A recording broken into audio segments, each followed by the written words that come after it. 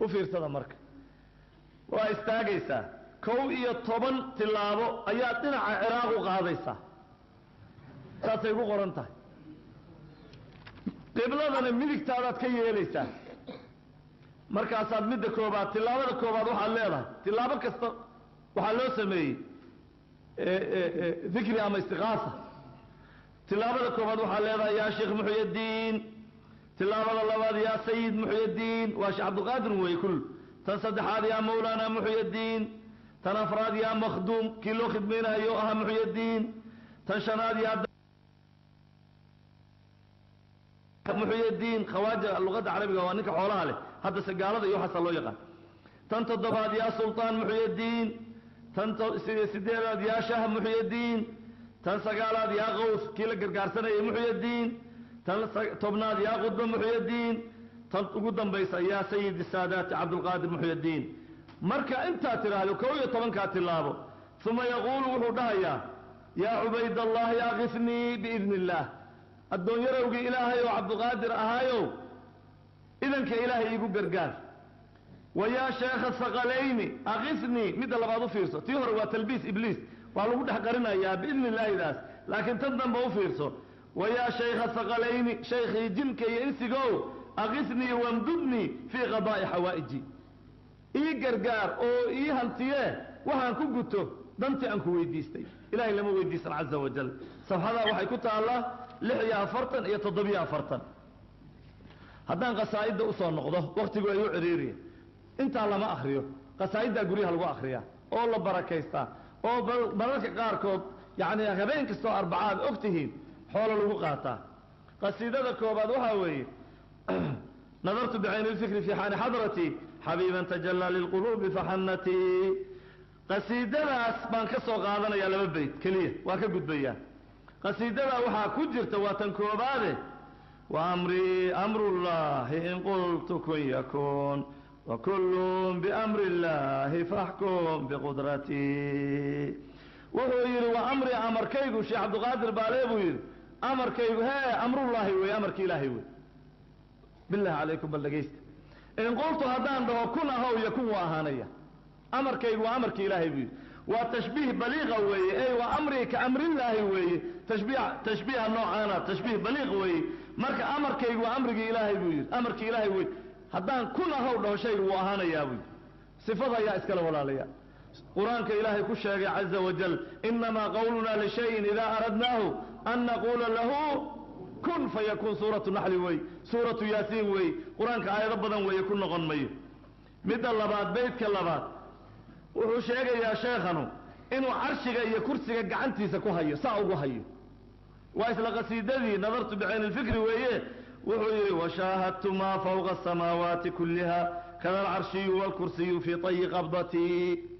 لبدا بقعنتيدان كو هياوي كرسيغا يا عن توبه قعنتيدا ku jirta weeye lama dhihi karaado waxay dhihi doonaan waxaan waa majaaz waxaan arab baa qortay arab garanaysa luqada qortay wadni saxay ku qoreen وشاهدت ما فوق السماوات كلها كذا العرش والكرسي في طي قبضتي فاعلون مفاعلون فاعلون مفاعلون وزنك بحر الكبير كعرب قرت وحن سومالي ما قرن منها المجاز ووح لا غرانيا waxa uu yahay iyo macnihiisa oo loola jeedo xaqiiqo way بحر طويل way طيب كسع waxaad u timaada safxada kontanaadu imow ilaahay baa wax dhowra inaga yaa ina ilaaliyo ilaahay baa ina ilaaliyo فالله خير حافظا وهو أرحم الراحمين صفحة كنت نادوح لي أنا لمريدي حافظ ما يخافه وأحرسه من كل شر وفتنة مريدي إذا ما كان شرقا ومغربا أغثه إذا ما صار في أي بلدتي وحلي شر يفتنه بر يبض مشرق يا مغرب أنا إلى لي يقول لي هاردك يا مريد كي تلميذ كي بل وحلي قصيدة شناد أو لي هذا طف بحاني وحليه ومريدي إذا دعاني بشرق أو بغرب أو نازل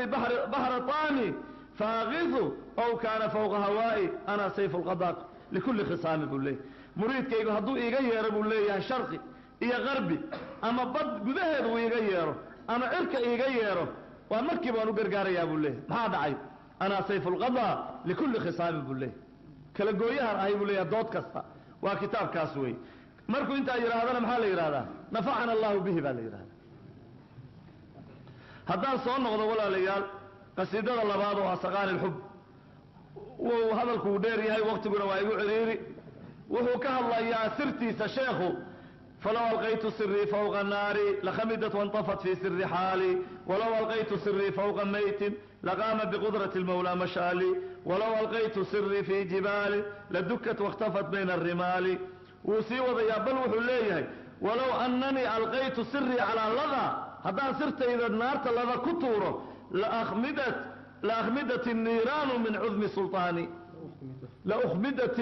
الniiraanu min cudmi sulطaani walaalayaal wuxuu ka hadlayaa sheikhu sirtiisa haddii lagu tuuro lada naarta ilaahay qur-aankiisa ku sheegay sirtiisa haddii lagu tuuro inay damayso lidiiq lwaqtina waan ka gudbayaa ayib